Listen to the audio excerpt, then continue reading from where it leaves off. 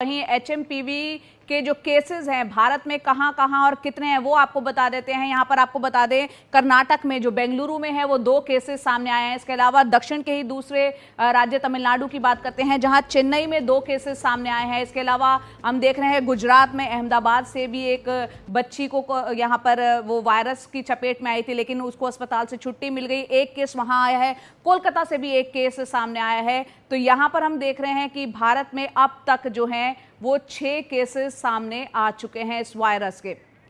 अब साथ ही आपको बता दे रहे हैं कि कौन कौन सी सरकार किस तरह से यहाँ पर अब अलर्ट मोड पर आ चुकी है। इस वायरस का जब से जिक्र हो रही है, चर्चा हो रही है, कर्नाटक सरकार बीमारी को रोकने के लिए हर जरूरी कदम उठाएंगे, ये बयान सामने आया था कर्नाटक सरकार की तरफ से। इसके अलावा तमिलनाडु की सरकार में कहा है, क्योंकि वहां 2 केसेस चेन्नई से आए हैं, कि हालात को हम मॉनिटर कर रहे हैं। दूसरी तरफ अहमदाबाद से केस सामने आया था तो गुजरात सरकार ने जांच के लिए पूरे इंतजाम किए जा रहे हैं, ये बयान सामने आया है। महाराष्ट्र की बात करें तो महाराष्ट्र की सरकार जल्द पूरी डिटेल एक एडवाइजरी जारी करेगी। इसके अलावा आंध्र प्रदेश सरकार बाहरी राज्यों से आने वाले लोगों पर नजर रख रही है, उनका कहना है। ओडिशा सरकार ने कहा है कि हम किसी भी स्थिति से निपटने को तैयार हैं। तेलंगाना की सरकार ने कहा है कि हम अलर्ट हैं, मरीजों की निगरानी की जा रही है। वहीं राजधानी दिल्ली की हम बात करें तो दिल्ली सरकार संक्रमण बढ़ने की स्थिति में अस्पताल तैयार रहे हैं, ये कहना है दिल्ली सरकार का। और राजस्थान सरकार की बात करें तो उनका कहना है कि पैनिक ना हो, डरे नहीं, घबराएं नहीं, एहतियात के तौर पर हमारी पूरी तैयारी है। उत्तर प्रदेश की बात करना बेहद जरूरी है। उत्तर प्रदेश में महाकुंभ भी प्रयागराज में होना है। वहीं यूपी सरकार, स्वास्थ्य विभाग की पूरी तैयारी है, यूपी सरकार का ये कहना है। केरल की सरकार का कहना है कि जो गर्भवती महिलाएं हैं, जो बुजुर्ग हैं, वो मास्क लगाएं। तो अलग अलग राज्यों की सरकारें एक अलर्ट मोड पर आ चुकी हैं, एडवाइजरी भी जारी कर रही हैं और लोगों से अपील भी कर रही हैं। तो यहाँ पर इस वायरस पर बातचीत करने के लिए हमारे साथ खास मेहमान भी जुड़ रहे हैं। डॉक्टर चंद्रकांत लहरिया, जो कि हेल्थ सिस्टम विशेषज्ञ हैं। बहुत बहुत शुक्रिया डॉक्टर चंद्रकांत हमसे जुड़ने के लिए। इसके अलावा डॉक्टर ईश्वर गिलाड़ा महासचिव हैं, वो हमारे साथ कुछ देर में जुड़ेंगे। लेकिन डॉक्टर राजेश पारिक को आप देख रहे हैं, डायरेक्टर हैं मेडिकल रिसर्च जसलोक अस्पताल के। बहुत बहुत शुक्रिया डॉक्टर पारिक, आपसे भी इस पर हम चर्चा करना चाहेंगे। मुझे याद है कि कोरोना टाइम में भी हमने काफ़ी उस वक्त में कोरोना की चर्चा की थी। डॉक्टर राजेश, सबसे पहला सवाल मैं आप ही से जानना चाह रही हूँ। भारत में इस वक्त 6 केसेस आ चुके हैं और इस वायरस को लेकर कई चिंताएं हैं, कई भ्रम भी हैं। आप क्या कहना चाहेंगे? आपने तो बहुत कुछ दिखाया है आपके प्रोग्राम में भी, तो डरने की कोई बात नहीं है। हमारे देश में 6 या 7 केसेस हैं। ये वायरस, जैसे आपने बताया, काफ़ी समय से घूम रहा है दुनिया में, या 24 या 25 साल से।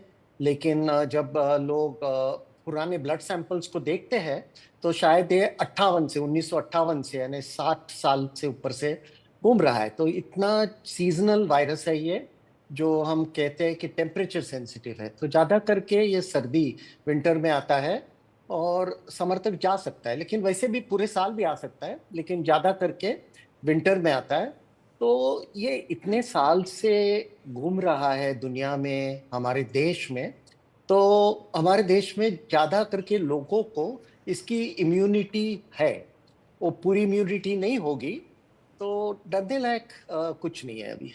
जी डॉक्टर चंद्रकांत, जैसा कि आपने डॉक्टर पारिक को सुना, इसमें डरने वाली कोई बात नहीं है, लेकिन इस वायरस को लेकर अभी एकदम से चिंताएं लोगों के मन में क्यों है? अगर ये वायरस इतना ही पुराना है, क्या कारण इसका लगता है? तो वायरस काफ़ी पुराना है। 2001 में सबसे पहले इसका क्लासिफिकेशन हुआ था, और जो क्लिनिशियंस हैं, पीडियाट्रिशियंस हैं, जनरल फिजिशियन हैं, जो पेशेंट्स को देखते हैं, तो उनको पता है कि एचएमपीवी एक रूटीन फेनोमेना है। उसके अलावा एक साइंटिफिक रिसर्च जो इंडिया में हुई है, सारी दुनिया में हुई है, उनमें देखा गया है कि अधिकतर जो रेस्पिरेटरी इलनेसेस होती हैं, सांस की बीमारियां होती हैं, उसमें से 10 में से 1 सांस की बीमारी एचएमपीवी की वजह से होती है। तो ये नया वायरस नहीं है। इसी वजह से मैं कहना चाहूँगा कि जो एक फिलहाल तो तरीका अपनाया जा रहा है कि भारत में 6 केस आ गए या 7 केस आ गए, ये सही तरीका नहीं है, क्योंकि वायरस तो पहले से ही है। लेकिन दरअसल इतना एक्सपेंसिव इसकी टेस्टिंग होती है कि रूटीन टेस्टिंग इसकी की नहीं की जाती है, क्योंकि अगर टेस्टिंग करने के बाद भी अगर एचएमपी भी निकलता है तो मैनेजमेंट सेम रहता है।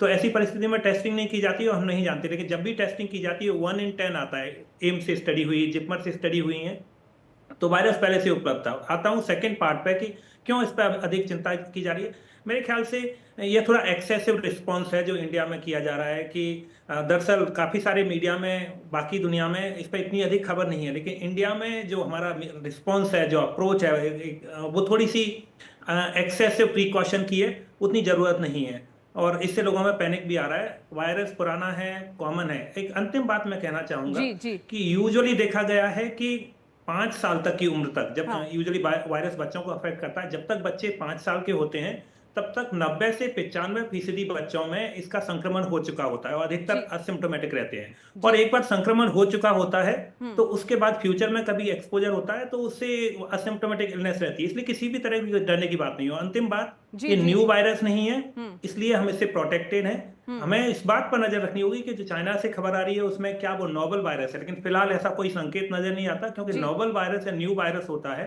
हाँ वो एग्जिस्टिंग टेस्टिंग किट से आइडेंटिफाई नहीं होता है। अगर ये एग्जिस्टिंग टेस्टिंग किट से आइडेंटिफाई हो पा रहा है तो उसका मतलब है कि वो ओल्ड वायरस है और चिंता की कोई बात नहीं। सर्दी का मौसम है, इसमें सारे रेस्पिरेटरी इलनेसेस बढ़ जाते हैं जी जी और फिलहाल यही एचएमपीवी के साथ हो रहा है। बिल्कुल। डॉक्टर ईश्वर गिलाडा भी, जो कि महासचिव हैं ओएमएजी, वो भी हमारे साथ जुड़ गए हैं। डॉक्टर ईश्वर, बहुत बहुत शुक्रिया हमसे जुड़ने के लिए। यहाँ पर आपने बाकी एक्सपर्ट्स को भी सुना, आपकी क्या राय है इस वायरस को लेके, खासतौर से जैसा कि आपने सुना डॉक्टर लहरिया कह रहे हैं ये पुराना वायरस है, तो पहले से ही लोगों में इम्यूनिटी बनी हुई है और ये पहले से ही मौजूद है यहाँ पर। ये पहली बार ऐसा लग रहा है कि ये पैनल पूरा कोहेसिव है, सबके ओपिनियन वही है। हम पहले तो बच्चों को डरा देते हैं, लोगों को डरा देते हैं और फिर बोलते हैं कि नहीं, डरने की कोई जरूरत नहीं है। तो जिस ढंग का माहौल फिलहाल बना हुआ है, हर जगह चीफ मिनिस्टर और हेल्थ मिनिस्टर मीटिंग कर रहे हैं, एडवाइजरी इशू किए जा रही है। इसमें एडवाइजरी की क्या मतलब है? क्योंकि फिलहाल एक दो सीजन में वायरस आते हैं, एक ठंडी के मौसम में और थोड़े वायरस आते हैं बारिश के बाद। इन्फ्लुएंजा ए है, इन्फ्लुएंजा बी है, आरएसवी वायरस है, माइकोप्लाज्मा वायरस है, ये खुद एचएमपीवी वायरस है, ये पहले से है। चाइना में भी फिलहाल मिक्स ऑफ वायरसेस चल रहे हैं, चाइना में भी खाली एचएमपीवी वायरस नहीं है। और किसी चीज को चाइना या पाकिस्तान का नाम लगा दो तो अपने आप में बहुत बड़ा इशू बन जाता है। तो इस ढंग का माहौल है, तो हमें ये जरूरत है कि हम चौकन्ने रहें। लेकिन चौकन्ने किसने रहना है? साइंटिफिक कम्युनिटी ने, गवर्नमेंट के डिपार्टमेंट ने। लोगों को चौकन्ना करने की जरूरत नहीं है। जब उस समय ऐसा मौका आएगा कि बहुत ज्यादा फैल रहा है और उसके वजह से बहुत ज्यादा मॉर्बिडिटी हो रही है, मोर्टेलिटी बढ़ रही है, तब हमें चौकन्नी करने की जरूरत है। ये वायरस आता है, जाता, छींक आती है, थोड़ा सर्दी हो जाती है, सर दुखता है, 3 दिन 4 दिन में डायग्नोसिस होने के पहले तो वो पेशेंट अच्छा हो जाता है। हमें खाली छोटे बच्चे जो 1 साल के 2 साल के नीचे जिनकी इम्यूनिटी बनी नहीं है, या जो बुजुर्ग लोग हैं जिनकी इम्यूनिटी कम हो रही है, ऐसे जो इम्यूनिटी लोग हैं उनका ध्यान रखना है। जी, उनका ज़्यादा ध्यान रखने की ज़रूरत है जिनकी इम्यूनिटी अभी डेवलप नहीं हुई है। जी, आप हमारे साथ बने रहें तमाम एक्सपर्ट। लेकिन यहाँ पर एचएमपीवी वायरस जो है, पूरी दुनिया में क्या हालात हैं वो आपको हम ग्राफिक्स के जरिए बताने की कोशिश करते हैं। चीन जो है, पहले सबसे बात करते हैं चीन की, जहाँ से ये चर्चा सबसे ज़्यादा शुरू हुई है। इस सीजन में तेज़ी से संक्रमण यहाँ पर हम देख रहे हैं, एचएमपीवी वायरस वो बढ़ रहा है। इसके अलावा मलेशिया की बात करते हैं 2024 में और 2023 से, यहाँ पर 2023 से 24 की तुलना अगर करें तो 45% से ज़्यादा केसेस 2023 के मुकाबले 24 में बढ़े हैं इस वायरस के। कजाकिस्तान की बात कर लेते हैं। इस सीजन में यानी विंटर सीजन में, सर्दियों के मौसम में यहाँ 30 नए मामले सामने आए हैं। इसके अलावा अपने देश भारत की हम बात करें तो यहाँ पर कुछ केस मिले हैं, अभी तक 6 उनकी संख्या बताई जा रही है। निगरानी यहाँ पर बढ़ा दी गई है भारत में, तमाम सरकारें, राज्य सरकारें भी अलर्ट है। अमेरिका की बात करें तो सर्दियों में संक्रमण बढ़ने का एक वहाँ पर ट्रेंड रहा है। तो ये पूरी दुनिया में स्थिति हमने आपको बताई कि एचएमपीवी वायरस को लेकर क्या कुछ है। और हमारे साथ खास मेहमान बने हुए हैं लगातार, उनसे हम चर्चा जारी रखते हैं अपनी। डॉक्टर चंद्रकांत, यहाँ पर इस वायरस को लेकर क्या अभी फिलहाल क्या कोई वैक्सीन मौजूद है? अगर किसी को ये वायरस अपनी चपेट में लेता है तो वैक्सीन की जरूरत पड़े तो? इस वायरस के लिए फिलहाल कोई वैक्सीन नहीं है। साथ ही चूंकि वायरल इलनेस है तो इसके लिए कोई एंटीबायोटिक्स भी नहीं होता है। इस पर किसी भी वायरल इलनेस में एंटीबायोटिक नहीं लेना होता है। HMPV के जो सिम्टम्स होते हैं वो किसी भी कॉमन कोल्ड या फ्लू की तरह होते हैं, जिसमें रेस्पिरेटरी सिंसाइशियल वायरस हो गया, इन्फ्लुएंजा वायरस हो गया, कि व्यक्ति को बुखार आता है, खांसी होती है, सांस लेने में कभी कभी गंभीर स्थिति होने पर दिक्कत होती है, रनी नोज होती है। तो इन सब अधिकतर ये जो कंडीशंस होती हैं सेल्फ लिमिटिंग होती हैं, व्यक्ति अपने आप ठीक हो जाता है। और रेयर केस में कि गले में घरघराहट और छाती में घरघराहट वगैरह हो सकती है, उस केस में अस्पताल में लेके जाना पड़ता है। लेकिन मैं फिर से दोहराना चाहूंगा कि ये ओल्ड वायरस है, इसमें अधिकतर लोग एक्सपोज हो चुके हैं। क्योंकि इसमें इतनी गंभीर इलनेस की संभावना नहीं होती है, तो इसको अभी तक वैक्सीन के लिए प्रायोरिटाइज नहीं किया गया है। साथ में वायरल इलनेस के ट्रीटमेंट है। कि एक बात कहने की है कि ऐसा नहीं है कि इसके जांच करने के लिए टेस्टिंग सर्विसेज नहीं है। इसको इजीली जो काफी कम्प्रिहेंसिव वायरल टेस्टिंग होती है, हाँ। उसमें HMPV टेस्टिंग एक कॉमन प्रक्रिया है। लेकिन होता यह है कि HMPV टेस्टिंग का जो अगर जी। हम इसको भी इंक्लूड करना चाहते हैं तो उसकी कॉस्ट हाई होती है, तो इसकी टेस्टिंग आसानी से अवेलेबल है। बिल्कुल। और डॉक्टर अंत में एक बात और मैं जी जी जी, उनको भी एक बात जोड़ लेते हैं। यहाँ आपने डॉक्टर साहब को सुना। डॉक्टर राजेश, यहाँ टेस्टिंग को लेकर क्या ये टेस्ट इतना महंगा है कि हर किसी की पहुंच में नहीं है, वो सस्ता होना चाहिए, ऐसा लगता है? जी देखिए, ये टेस्टिंग सस्ता होता है जब इसका ज़्यादा प्रयोग होता है। लेकिन अभी RT-PCR जो टेस्ट है, जो टेस्ट हम लोग पहले कोविड के लिए करते थे, कोविड-19 के लिए जी ज़्यादा करके हम सब लोग ने टेस्ट किया है, वही टाइप का टेस्ट है। लेकिन अभी इतना डेवलप हो गया है कि 9-10 वायरस उसमें हम पहचान सकते हैं। ज़्यादा करके टेस्टिंग क्यों नहीं हो रहा है? क्योंकि देखिए, ये 4-6 दिन में इसका जो सिम्टम्स है वो निकल जाते हैं। हाँ। तो समझो किसी को सिम्टम्स हो गए, हाँ। टेस्ट मंगा लिया, टेस्ट किया, उसका रिपोर्ट आ गया, तब तक ज्यादा करके लोग ठीक भी हो जाते ठीक हो हैं। जाते हैं। लेकिन इसका अर्थ दूसरा क्या है जया जी? हाँ। क्योंकि हम लोग इतना टेस्टिंग नहीं कर रहे हैं, हाँ। तो शायद 7 केसेस से ज्यादा केसेस है हमारे देश में, शायद बहुत ज्यादा हो सकती है।